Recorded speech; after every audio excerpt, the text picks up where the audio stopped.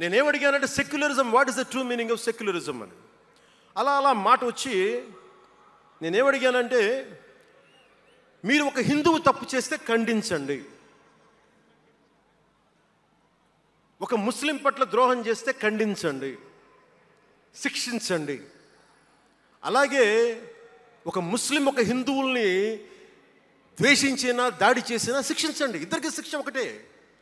అలా కాకుండా వీళ్ళనంటే ఓట్లు పోతాయి, వీళ్ళంటే ఓట్లు పోవని ఓట్లు రాజకీయం చేస్తేనే కదా ఈ రోజున ఇంత హైందవం భగవాన్ ఎందుకు ఉంది అంటే దీనివల్లే.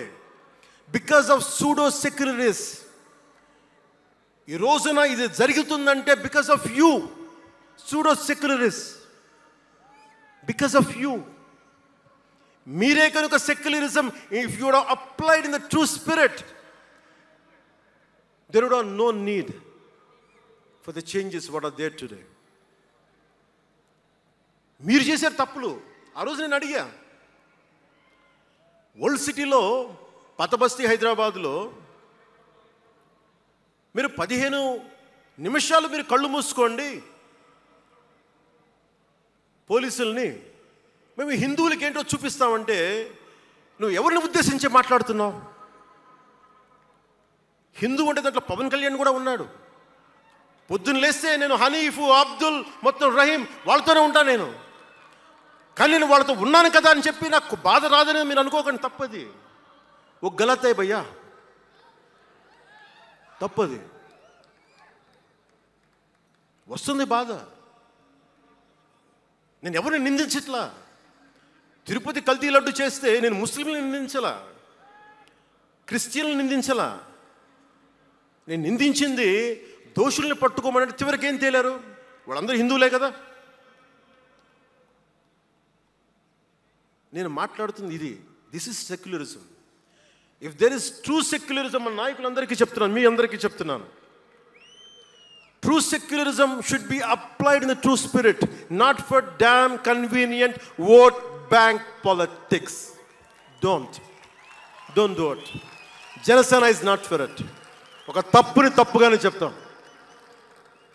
అంటే నేను ఎందుకు చెప్తున్నాను మీకు మాట అంటే, నారాజు గాకుర మా అన్నయ్య నజీరు అన్నయ్య ముద్దుల కన్నయ్య, మన రోజు మనకుంది మన్నయ్య అన్నామంటే డ్యాన్సులు చేశా మీ సరదా కోసం. 1 మినిట్లో డప్పులతో దీంతో డ్యాన్సులు చేసి అది మీ సరదా కోసం. కానీ నా కోసం ఆ లిరిక్ రాసుకున్నా. దేనికి రాశాను?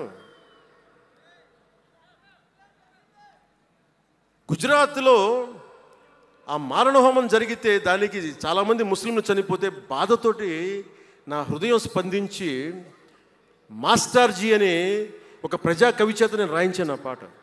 దాన్ని ఖండించినప్పుడు నేనేమనేది ఏంటంటే, అంటే నేను అంత నిష్పక్షపాతంగా ఉంటాను. నేను అనేది ఏంటంటే, గోద్రా మారణహోమం జరిగినప్పుడు ఖండించాలి, ఖండింపబడాలి. There is no second thought about it. కానీ అసలు ఎందుకు జరిగింది అని ఆలోచిస్తే, కరసేవక్స్ రామ భజన చేసుకుంటూ ట్రైన్లోకి వెళ్తే ఒక గోద్రాలో ట్రైన్ని తగలబెట్టేశారు.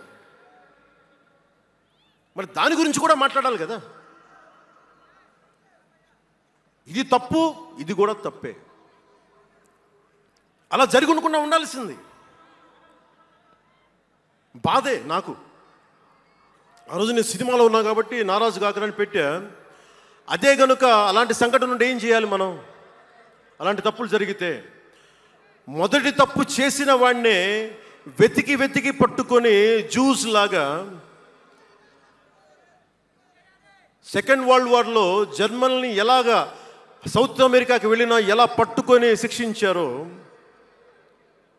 మొస్సాద్, అట్లాగా తప్పు ఎవడు చేయనండి, either is a Hindu or Muslim, ఎవరైతే మొదటి తప్పు చేశారో వాళ్ళను కనుక శిక్షిస్తే పర్యవసానమై ఉండవు.